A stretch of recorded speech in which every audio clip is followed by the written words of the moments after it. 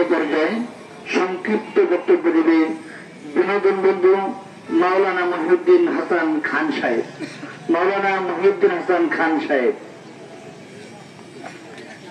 আসসালামু আলাইকুম ওয়া রাহমাতুল্লাহি ওয়া বারাকাতুহু।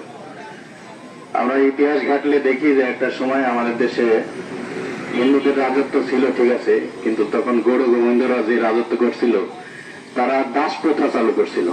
অর্থাৎ যারা রাজা তারা রাজাই থাকবে, আর যারা প্রজা তারা সারা জীবন বংশানুক্রমে প্রজাই থেকে যাবে। তো বর্তমানে আমরা সাম্প্রদায়িক সম্প্রীতির একটা দেশ উপহার পাইছি। এখানে হিন্দু ভাইরাও থাকেন, আমরা মুসলমানরাও থাকি, কিন্তু হিন্দুর ভাইরাও এখন ওই দাস প্রথা মানে না। কিন্তু একটা সময় দাস প্রথার দেশ ছিল। এই দাস প্রথা থেকে মুক্ত করছেন হযরত শাহজালাল ইয়ামানী রহমতুল্লাহ আলাইহি, এবং যত 360 আউলিয়া আসছেন বাংলাদেশে বাগদাদ থেকে সফর করে, তারা এই দাস প্রথা থেকে মুক্ত করে আমাদের বাংলাদেশটাকে একটা সুখী সমৃদ্ধ দেশ বানাইছেন, সাম্প্রদায়িক সম্প্রীতির দেশ বানাইছেন। সুতরাং আমাদের দেশ স্বাধীন হওয়ার পর গুটি কয়েক নাস্তিক মাঝে চিল্লাফাল্লা করে বলে যে আমাদের এই স্বাধীন দেশে মোল্লা মৌলভী হুজুর কি দরকার, তারা এত বড় কথা বলে কেন? সেসব নাস্তিকদের জানা উচিত যে মোল্লা মুন্সিরা না থাকলে তোমরা এতদিন হারামজাদাই থাকতা।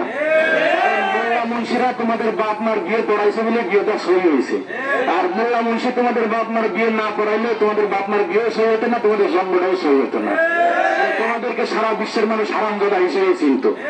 সুতরাং এই দাস প্রথা থেকে মুক্ত করে মোল্লা মুন্সিরাই দেশটাকে স্বাধীন সার্বভৌমত্বের দেশ হিসেবে উপহার দিয়েছে। কিন্তু সেই দাস প্রথার অনুসারী কিছু মানুষ বর্তমানে মসজিদের কমিটিতে দেখা যায়।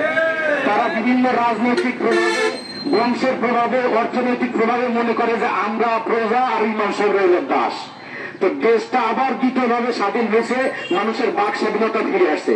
সুতরাং যারা মনে করে যে আমরা মসজিদে প্রভাব খাটাই ইমাম সাহেবকে গোলাম বানায় রাখবো, তাদের দিন শেষ হয়ে গেছে। এখন থেকে মসজিদে কোনো কমিটির প্রভাব থাকবে না। মসজিদের মূল নেতা থাকবে ইমাম সাহেব, কমিটি হবে মসজিদের খাদেম। মসজিদের কমিটি বানানো হয় না এই জন্য যে তুমি মসজিদের ইমাম সাহেব চাকরি খাবা অথবা ইমাম সাহেব খোঁজ ধরে বেড়াবা, এই জন্য কমিটি বানানো হয় নাই। কমিটি বানানো হয়েছে ইমাম সাহেব না থাকলে তুমি মসজিদ ঝাড়ু দিবা, খাদেম সাহেব না থাকলে তুমি টয়লেট সাফ করবা, আর ইমাম সাহেব খাদেম সাহেবের বেতনটা যেন ঠিক মতো দিতে পারো এই দায়িত্ব তোমাকে দেওয়া আছে। ইমাম সাহেবের উপর মাতবাড়ি দেখানোর জন্য তোমাকে কমিটি বানানো হয় না। এখন থেকে মসজিদের ইমাম সাহেবরা আপনারা স্বাধীন, আপনারা নেতা। কোন কমিটি যদি উল্টাপাল্টা করে আপনি নিজে আগে প্রতিবাদ করবেন। আপনার প্রতিবাদ যদি কাজ না হয়, নগর কান্দা সরকার ওলামায়ে কেরাম আপনাদের সাথে আছে, আমাদেরকে ডাক দিবেন, ইনশাআল্লাহ কমিটির